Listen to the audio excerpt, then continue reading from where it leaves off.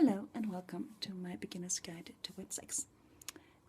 As I said, this is beginner's guide, so I can just talk about the basics of wet sex, and I can also talk a little bit. First, I can talk a little bit about absolute basic, what most people ask about, and then I'm going to talk a little bit about the techniques and things you can do when you have wet sex, or sex involving pee overall. And first question is often, is it common? And I would say yes, it's very common. A lot of people do this, even if a lot of people doesn't admit doing it. There are a lot of shame involving everything that has to do with body fluid and sex, sadly. And if you ask somebody if they are, open for different to try out different kind of things, and they'll say, "Oh, I'm so kinky, I can try out anything," but not pee and poo. And that's kind of sad because it's great this feeling of shame around people who actually are into wet sex, which are a lot of people. It's common in all age groups. I would say it's the kind of kink which are most common to practice among people who are not sexually active with a partner yet. And it's also very easy to practice on your own if you're into it. And it's not more common in any age group or any gender or any culture or anything like that. It's something a lot of people are involved in simply. Next question used to be, is it dangerous? And no, it's not dangerous. There are naturally always a risk for sexually transmitted diseases, but if you have sex with a partner, but that is for all kind of sexual activities that involve touching or exchanging liquids and so on, and that is not more when it comes to wet sex. I would say it's actually a bit less than most. Naturally, also, if a person pee directly into another person's mouth, there are a choking hazard, and I think that is something most people understand. But you should take it a little bit easy and make sure that the person can breathe and so on. Naturally, that can also be a part of the kink and experience, but hopefully, if you are into that kind of play, you do your research and take care of yourself. So we're not going to talk more about that. It's not dangerous in any way. Also, urine is absolutely clean when it leaves the body, unless you have infection, and if you have this, really heavy infection that actually could affect another person to be in contact with urine, you are aware of that. There are also, if you're treated for cancer, there are some kind of drugs that could also affect your pee and make it a hazard to other people, especially if the partner is pregnant. That could be an issue. But it's also something, it's very specific cases, and that doesn't apply to most people. And but if you are taking medication for or under a treatment for cancer, you should talk to your doctor about if there are any hazards with your pee and poo, simply, if you want to try this out one.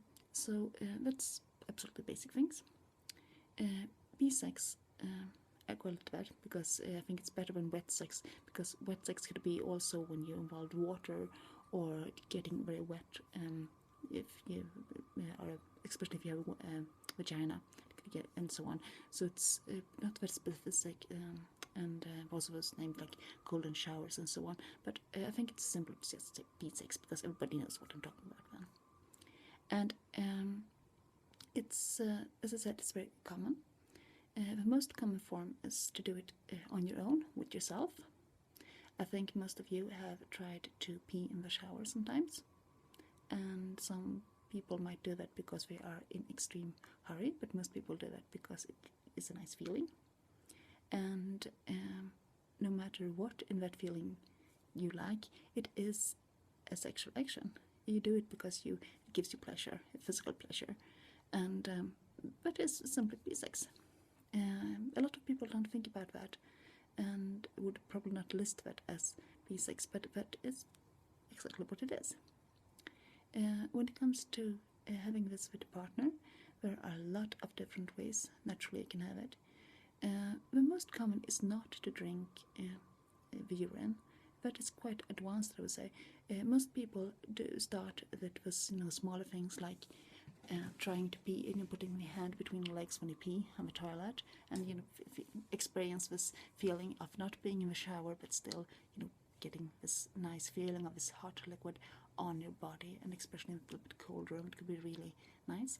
And also, it's trigger this feeling of being dirty, because you should not mess around with your pee. It's something we teach children as soon as we start to go to a potty. Oh, don't put your hands there, which is of hygiene reason. Of course, that's a very good point. But when it comes to sex, it's really nice. Some people also enjoy peeing when they have clothes on.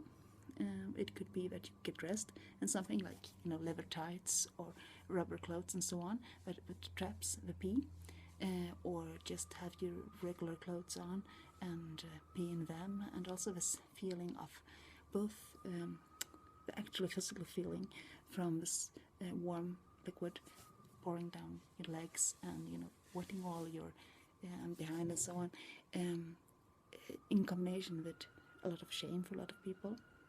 It could also, and which is quite common when you're doing it with a partner, that's part of a domination game. Maybe one person is not allowed to pee and they have to go as long as they can without peeing, or it could be the way around, it has to pee, we're not allowed to take off our clothes, and so on. With a lot of creative ways to use this. Some people use a diaper. It's most common when you have age play or that kind of games involved. So it's not that common among people who are not into age play, but because it's often give this baby feeling, and if you're not into age play, that could be a huge turn off. But if you are into age play, it could be really turn on. If you do that, I would recommend using a cloth diaper, because they actually get wet. Because others use at hospitals and so on, they are designed to absorb as much as possible of the liquid and keep it as dry as possible, and that takes away some of the experience, I think. But if you are, curious of trying, but this wet side is scaring you, that might be a good option. So I think it's good to know that there are both those options if you're into it.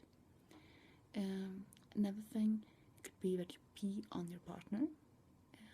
It doesn't have to be in the face, because if you look at porn movies and so on, it's often that one person, often a man, pee in the face, often of a woman,